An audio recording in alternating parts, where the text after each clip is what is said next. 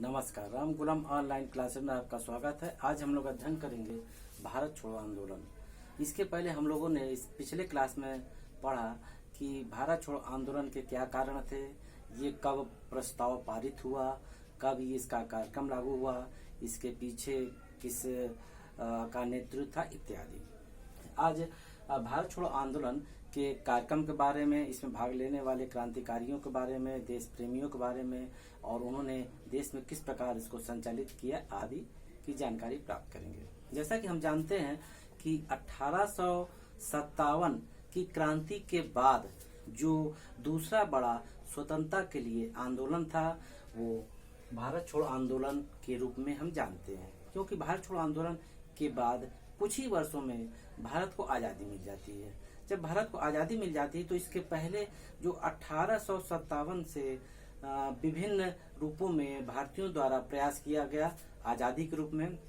जैसे 1857 का विद्रोह हुआ, फिर कांग्रेस की नियुक्ति हुई, कांग्रेस का गठन हुआ, फिर उसके बाद बंगाल विभाजन हुआ, असहयोग आंदोलन हुआ, जलियांवाला बाग हुआ, सविनय अवज्ञा आंदोलन हुआ इत्यादि विभिन्न आंदोलन जो हुए वो आज़ादी के थोड़ा सा निकट ले गए, लेकिन कोई भी अपने उस आज़ादी की एकदम पास तक नहीं पहुंच पाए। लेकिन भारत छोड़ो आंदोलन आज़ादी के प्राप्त करने के पहले का ठीक एक कदम था, क्योंकि ठीक इसके बाद किसी भी आंदोलन की आवश्यकता नहीं पड़ी और आज़ादी प्राप्त करने से पूर्व का ये अंतिम आंदोलन कह सकते हैं, क्योंकि इस आंदोलन के बाद हमको कुछ ही सालों में आज़ादी मिल जाती है। आइए इसके बारे में चर्चा करें।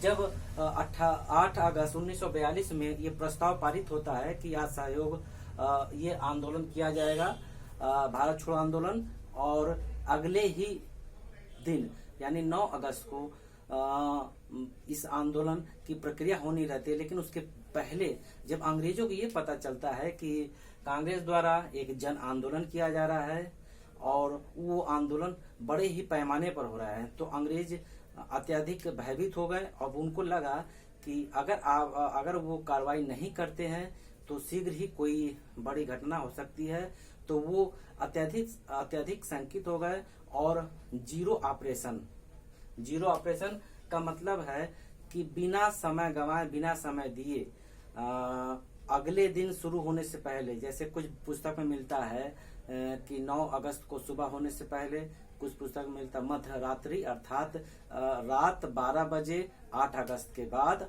और 9 अगस्त को सुबह होने से पहले ही कांग्रेसी प्रमुख नेताओं को गांधी जी सहित बंदी बना कर गिरफ्तार कर लिया जाता है एवं कांग्रेस को अवैधानिक घोषित कर दिया जाता है। लेकिन फिर भी ये आंदोलन जन आंदोलन के रूप में पूरे भारत में हुआ, विभिन्न कार्यक्रम के रूप में हुआ कि जो इसके विभिन्न कार्यक्रम थे कि जगह जगह हड़तालें की गई, धरना दिया गया एवं हिंसात्मक रूप से जो सरकारी थाने थे, सरकारी डाकघर थे, रेलवे की पटरियों को एवं विभिन्न प्रकार के सरकारी संस्थानों को जगह जगह क्षति पहुंचाई गई एवं तोड़फोड़ हुआ। इतने बड़े मात्रा में हुआ जिसको शायद अंग्रेज साम्राज्य को रोक पाना मुश्किल ही नहीं, असंभव था।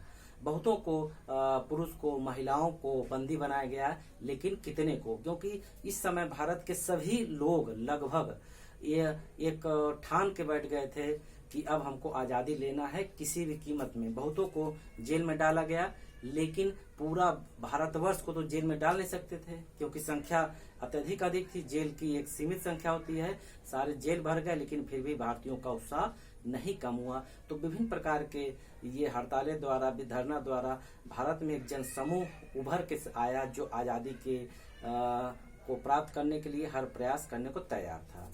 मुख्य रूप से उत्तर प्रदेश, बिहार, बम्बई, उड़ीसा आदि प्रदेश में ये अधिक सक्रिय था, लेकिन फिर भी भारत के सभी भागों में, भिन्न भिन्न भागों में इसका सक्रिय योगदान था। आगे चर्चा करें। इसमें भाग लेने वाले प्रमुख कुछ नेताओं का नाम, क्योंकि बहुत सारे लोग थे, सबका शायद नाम ना ले पाए, लेकिन कुछ सक्रिय नेताओं का हम यहाँ चर्चा करना चाहेंगे, जिसमें सर्वप्रथम नाम आता है जवाहरलाल नेहरू। आप सब जानते हैं कि समय समय पर जवाहरलाल नेहरू विभिन्न आंदोलन द्वारा भारतीयों का साथ देते रहे। उसके आगे डॉक्टर राजेंद्र प्रसाद, जयप्रकाश नारायण, गोविंद बल्लभ पंत, राम मनोहर लोहिया, अरुणा आसापल्ली, कुछ महिलाओं ने भी योगदान दिया था, सुचिता कृपलानी और कमला नेहरू आदि ने अपना पूरा योगदान दिया। इस आंदोलन में पुरुषों के साथ महिलाओं ने भी अपना पूरा योगदान दिया। लेकिन ये इस आंदोलन को अगस्त आंदोलन या अगस्त क्रांति भी कहते हैं, 9 अगस्त क्रांति।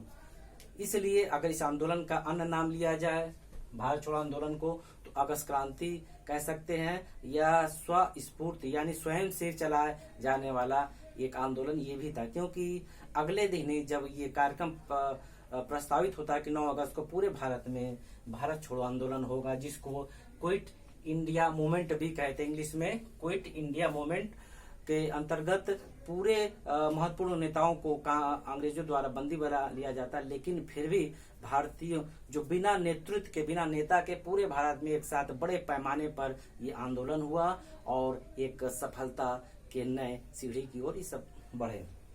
आज चर्चा करते हैं, इसमें कुछ ऐसे नेता थे जो बंदी के बाद किसी कारण से वो छूट गए और भूमिगत होकर के यानी गुप्त रूप से रहते हुए भारत के इन आंदोलन में अपना पूरा योगदान दिया। जो भूमिगत नेता थे उनकी चर्चा करना चाहते हैं। उसमें मुख्य रूप से राम मनोहर लोहिया, जयप्रकाश नारायण, अरुणा आसापल्ली आदि थे, जो गुप्त रूप से रहते हुए इन आंदोलन को संचालित कर रहे थे। क्योंकि गांधी जी जेल में चले गए थे, जो मुख्य इनके नेतृत्व करता थे, लेकिन फिर भी इस आंदोलन को गति देने में अपना पूरा योगदान दे रहे थे। और इसी दौरान रेडियो प्रसारण द्वारा जन जागरण के लिए इन्होंने एक बहुत बड़ा अभियान छेड़ा कि अब रेडियो के द्वारा अब लोगों में जन जागरण करेंगे एवं उनको एक दूसरे तक संदेश पहुंचाएंगे। इस प्रकार बॉम्बे, मद्रास आदि क्षेत्रों में ये अपने संदेशों को देश प्रेमियों को, क्रांतिकारियों को और देश के प्रति जो आंदोलन में सक्रिय लोग थे उनको रेडियो संदेश द्वारा जो जिसमें उषा मेहता का नाम विशेष रूप से आता, और लोग भी थे, उनके सहयोग से रेडियो संदेश दिए और लोगों को एक दूसरे से जोड़ने का एक माध्यम रेडियो संदेश के रूप में इन्होंने रखा और इस माध्यम से इस आंदोलन को सक्रिय रखे, आगे बढ़ाए। अब चर्चा करते हैं कि जिस समय भारत छोड़ो आंदोलन चल रहा था उस समय भारत के वायसराय कौन थे। प्रश्न बनता है कि भारत छोड़ो आंदोलन के समय भारत के वायसराय कौन थे। लॉर्ड वेवेल, कहीं कहीं वावेल लिखा रहता, विदेशी नाम है, विभिन्न बुक में थोड़ा सा अंतर करके आपको मिल जाएगा। उस समय भारत के वायसराय लॉर्ड वेवेल थे। और अगर कहा जाए कि जिस समय भारत छोड़ो आंदोलन चल रहा था उस समय ब्रिटेन के प्रधानमंत्री कौन थे, तो चर्चिल। भारत छोड़ो आंदोलन के समय ब्रिटेन के प्रधानमंत्री कौन थे, तो उनका नाम आता चर्चिल। और इस प्रकार हम देखते हैं ये जो आंदोलन था एक बड़े जनसैलाब के रूप में उभर के सामने आया और पूरे लोगों को एक विशेष अपना योगदान दिया। आगे चर्चा करते हैं। गांधी जी को इस आंदोलन के दौरान बंद किया गया था बम्बई में, उस स्थान का नाम है आगा खां पैलेस।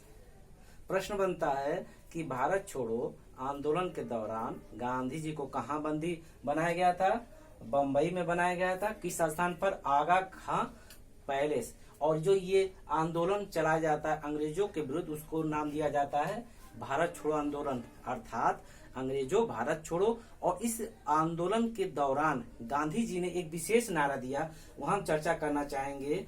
अंग्रेज भारत छोड़ के अलावा करो या मरो। प्रश्न बनता है कि करो या मरो का नारा किस आंदोलन के अंतर्गत किसने दिया था। दो प्रश्न बन गया। करो या मरो का नारा किसने दिया, तो महात्मा गांधी ने दिया। किस आंदोलन के अंतर्गत दिया, भारत छोड़ो आंदोलन के अंतर्गत दिया। प्रश्न बन गया। इसका अर्थ थोड़ा सा बताना चाहेंगे। करो या मरो, गांधी जी ने कहा मुझे ऐसे भारतीयों की आवश्यकता है, कायर भारतीयों की नहीं, ऐसे वीर भारतीयों की आवश्यकता है जो करो का मतलब आजादी प्राप्त करो। अगर इस रास्ते में आपकी जान चली जाती है अर्थात शहीद हो जाते हैं तो कोई गम नहीं, क्योंकि शहीद हुए व्यक्ति मरते नहीं, वो सदा हमारे दिल में अमर रहते हैं, देश के लिए सदा प्रेरणा के स्रोत रहते हैं। तो उन्होंने नारा दिया, करो या मरो, आजादी प्राप्त करो। किसी भी कंडीशन में अगर जान में चली जाए तो कोई गम नहीं, क्योंकि हमको स्वतंत्रता पाने के लिए यदि कुछ त्याग भी करना पड़े तो हम इसके लिए तैयार हैं, सदा रहेंगे। जैसा कि जाना जाता है कि हम भारतीय अगर अपने पर आ जाएं तो हमारे देश के समान ना कोई था ना है। ये जितने आजादी के दीवाने थे सब हमेशा अलग अलग गाना गाते थे। जैसे पिछले अगर कुछ क्लास पहले जाएं तो बिस्मिल ने कहा था, रंग दे मेरा बसंती चोला, दिल दिया है जान देंगे, आदि ऐसे आदर्शपूर्ण लाइन को अपना के उन्होंने देश के लिए अपना सब कुछ निछावर कर दिया। और उसके बाद चर्चा करते हैं कि सरोजिनी नायडू ने भी जो एक महत्वपूर्ण योगदान दिया इस आंदोलन में। इसमें कुछ महिलाओं का भी नाम आता है, जैसे मीरा बेन, सरोजिनी नायडू, कमला नेहरू, सुचिता कृपलानी, अरुणा सफली आदि महिलाएं बहुत सारी हैं। इतनी ही काफी नहीं, बहुत सारी महिलाएं थी। जगह जगह इन्होंने धरना दिया, प्रदर्शन किया, यहाँ तक कि दिल्ली आदि स्थानों में सैकड़ों महिलाओं को बंदी बनाया गया। लेकिन फिर भी भारत में जेल भर गई, लेकिन इनका उत्साह नहीं कम हुआ। वो अंत तक लड़ते रहे और अंत में एकदम आजादी के निकट आकर के इस आंदोलन की पूर्ति होती है, पूरा होता है। अब चर्चा करते हैं, गांधी जी जब जेल में बंद रहते हैं तो 10 फरवरी 1943 ईस्वी को उपवास की घोषणा करते हैं।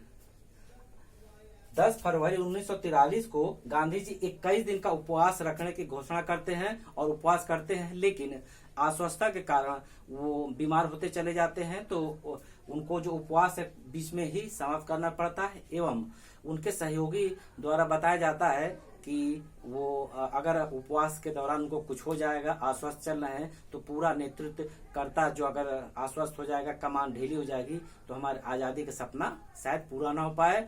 अपनी अस्वस्थता के कारण और समय की मजबूरी के कारण इन्होंने अपने उपवास को समय में ही पूर्ण होने से पहले ही इस कारण वापस ले लिया। उसके बाद इनका दिन पर दिन स्वास्थ्य बिगड़ता गया और इतना बिगड़ गया कि अंग्रेजों को लगा कि शायद ये अब ना बच पाए, जिस कारण माहौल और ना बिगड़े, तो उन्होंने मजबूर होकर के इनको रिहा किया। 6 मई 1944 को मई 1944 को गांधी जी को जेल से रिहा कर दिया जाता है और वही दूसरे विश्व युद्ध की लगभग समाप्ति का ये समय रहता है, क्योंकि जो दूसरा विश्व युद्ध था 1939 से 45 तक चला और फिर उसके बाद भारत को शीघ्र आजादी मिल जाती है। और इस दौरान, इस आंदोलन के दौरान एक जगह चर्चा मिलती है कि अमेरिका के जो पत्रकार रहते हैं, लुई फिशर, भारत में आए रहते हैं और इस आंदोलन में वो भी साथ देते हैं। कभी कभी प्रश्न आ जाता है कौन वो अमेरिकी पत्रकार थे जो भारत छोड़ो आंदोलन के दौरान इस आंदोलन में थे। लुई फिशर और कुछ ऐसे भी हमारे अमर शहीद थे, जैसे महादेव भाई जो जेल में ही जिनकी मृत्यु हो जाती है, कस्तूरबा जी की भी जेल में मृत्यु हो जाती है। इस प्रकार पूरे भारत में एक ऐसा माहौल बनता है कि हर कीमत में आजादी लेना है। और जब भारत आजाद होने की एकदम कगार पर होता है तो गांधी जी रिहा हो जाते हैं, आश्वस्त हो जाते हैं। लेकिन इसके कुछ समय बाद 44 को रिहा होते हैं। इसके कुछ समय बाद इंग्लैंड में भी कुछ सत्ता परिवर्तन होता है। उसके बाद हमारे देश को आजादी मिलती है। अगले क्लास में हम अध्ययन करेंगे कि हमको आजादी किस प्रकार मिली और उसका क्या प्रस्ताव था। नमस्कार।